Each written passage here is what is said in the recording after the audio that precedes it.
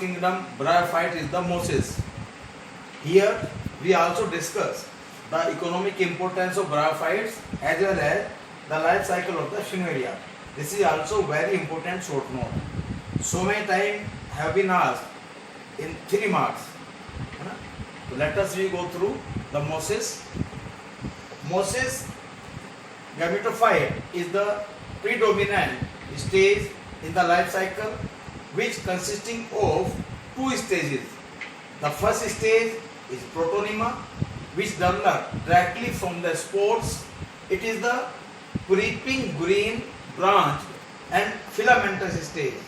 The second stage is the leafy stage.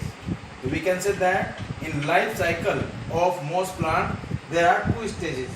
First stage is the protonema, it is thallus-like structure, and second stage is the leafy stage. Now it developed from the secondary protonema, that is leafy stage developed from the secondary protonema. अब इन सब stage को हम इसके life cycle में देखने वाले हैं.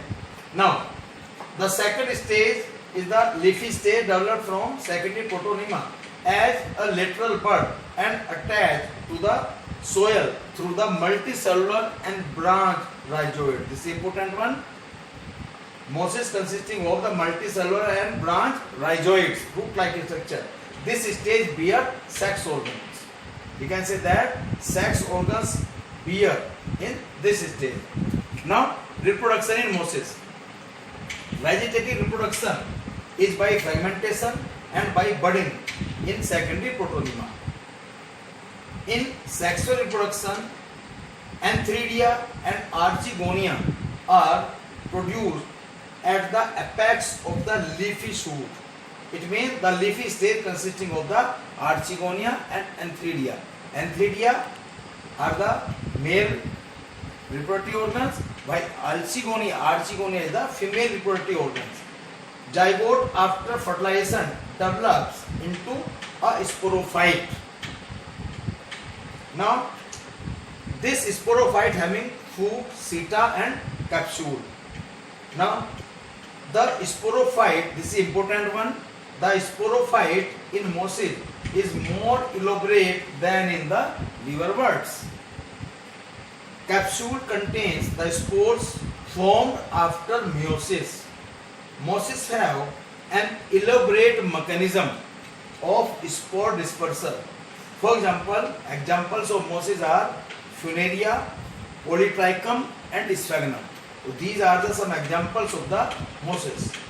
Now, first of all, this is the structure of the moss plant or Funaria.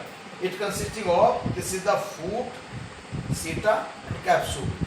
Capsule consisting of the spores, seta hold the capsule, and this is the female branch, this is the male branch. Male axis consisting of the female and male branch, and these are the rhizoids. Actually, this leafy stage is known as gametophyte and this capsule stage is known as sporophyte. So this is the plant body of the Funaria. This is the life cycle of Funaria. If you go through the life cycle, we find that the leafy gametophyte, it is haploid. It form the Antheridia and Archegonia. As we discussed above, the Antheridia is the male sex organs, Archegonia are the female sex organs. Both of these are present on the leafy gametophyte of Funaria. Antherizoids are developed inside the Antheridia and female gamete develop inside the Archegonia or Archegonium is singular, Archegonia is plural. Antheridium is singular and Antheridia is plural in the same manner. Now antherozoids, that is male gametes and female gametes, fuse together to form the zygote. This is the diploid. Zygote is the diploid. Now embryo is developed from the zygote. This embryo directly developed into the sporophyte on the gametophyte. Gametophyte के ऊपर ये sporophyte के में develop होता है and it form the capsule. Capsule consisting of the spores and spore having the spore mother cells. Now meiosis division takes place here. After meiosis, haploid number or haploid spores are formed inside the capsule, and these spores directly developed into the protonema. This is the haploid that is consisting of the n number of chromosomes. Buds are developed inside the protonema. These buds give rise secondary protonema further, and further buds are developed from the secondary protonema, and these buds converted into leafy gametophyte. So this is the total life cycle.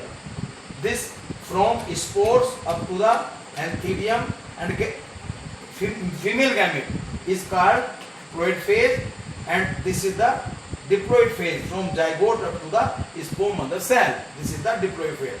We can say that the life cycle of Funaria consisting of the haploid phase as well as diploid phase, and both of these phases alter to each other.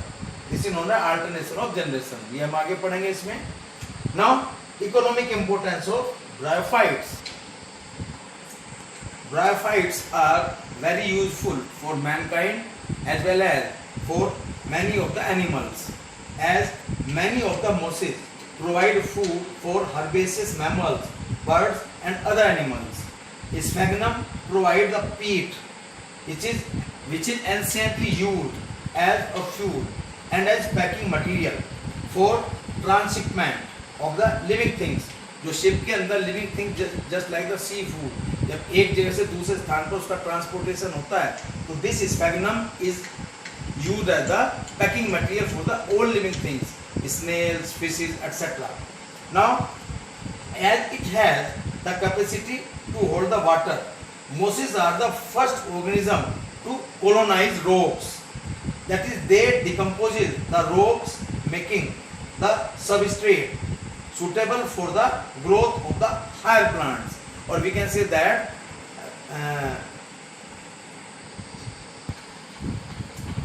mosses form the dense mats on the soil, and mosses reduce the impact of the falling rain and prevent the soil erosion.